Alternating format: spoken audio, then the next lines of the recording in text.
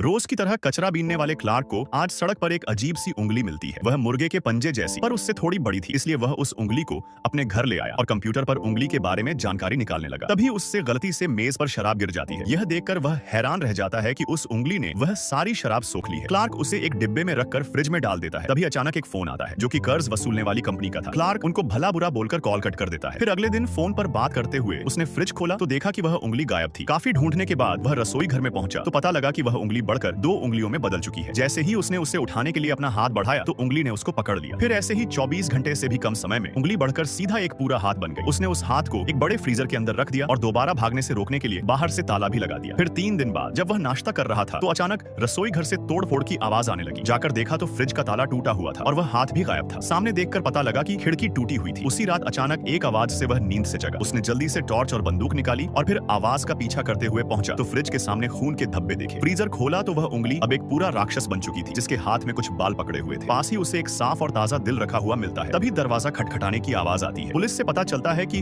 उसकी पूर्व पत्नी को किसी ने मार डाला है। क्लार्क को कुछ समझ आता है पर वह दिखावा करते हुए रोने का नाटक करता है क्योंकि उसकी पूर्व पत्नी और उसके बच्चे उसे बहुत प्रताड़ित करते थे। पुलिस के जाने पर वह इंटरनेट पर जानकारी ढूंढने लगा। तभी अचानक आवाज हुई। पता लगा कि वह जीव जाकर सिंक से पानी पी रहा है। क्लार्क की बिल्कुल भी हिम्मत नहीं हुई, लेकिन उस जीव ने हमला करने के बजाय स्टूल पर बड़े शरीफों की तरह बैठकर आदेश का इंतजार करना शुरू कर दिया। वह राक्षस क्लार्क की कही हुई बातें समझ सकता था। इससे खुश होकर क्लार्क ने उस राक्षस की फोटो खींची और उसका नाम बॉब रख दिया। उन दोनों की पसंद एक जैसी थी, जैसे टीवी सीरियल देखना और पॉपकॉर्न खाना। एक दिन कर्ज वसूलने वाले का फिर से फोन आया तो क्लार्क ने उसे जमकर गालियां दी और गुस्से में फोन को जोर से पटक दिया। फिर रात को क्लार्क ने फ्रिज खोलकर देखा तो पता लगा कि फेंका हुआ दिल बॉब वापस ले आया है। इसीलिए उसने उस चीज का सफाया किया। अब क्लार्क बॉब को कमरे में बंद नहीं रखता बल्कि अपने साथ बाहर घुमाने ले जाने लगा। एक दिन ध्यान भटकने से वह एक कार से टकराते टकराते बचता है और फिर ड्राइवर उसको भला बुरा बोलने लगता है। जाने से पहले क्लार्क ने ध्यान दिया कि ड्राइवर की गाड़ी के नीचे 2 गेंदें लटक रही थी। उसी रात बॉब ने उसके लिए वे दोनों गेंदें ला दी और उसमें उस ड्राइवर की खुद की गेंदें भी शामिल थी। क्लार्क इन सब चीजों को ठिकाने लगाने में माहिर हो चुका था। लेकिन इसके बाद बॉब फिर से गायब हो जाता है और अगली रात वह फिर से एक इंसान की जीभ लेकर आता है जो कि उसी कर्ज वसूलने वाले की थी। आज पुलिस फिर से क्लार्क के पास आती है और दोनों बच्चों की फोटो मांगती है, लेकिन क्लार्क यह उन्हें देना नहीं चाहता था। उसी रात बॉब फिर से उसके लिए एक तोहफा लेकर आता है। ये उसके दोनों सौतेले बच्चों के सिर थे। अंत में सीन बदलता है और पता लगता है कि पागल खाने में बैठा क्लार्क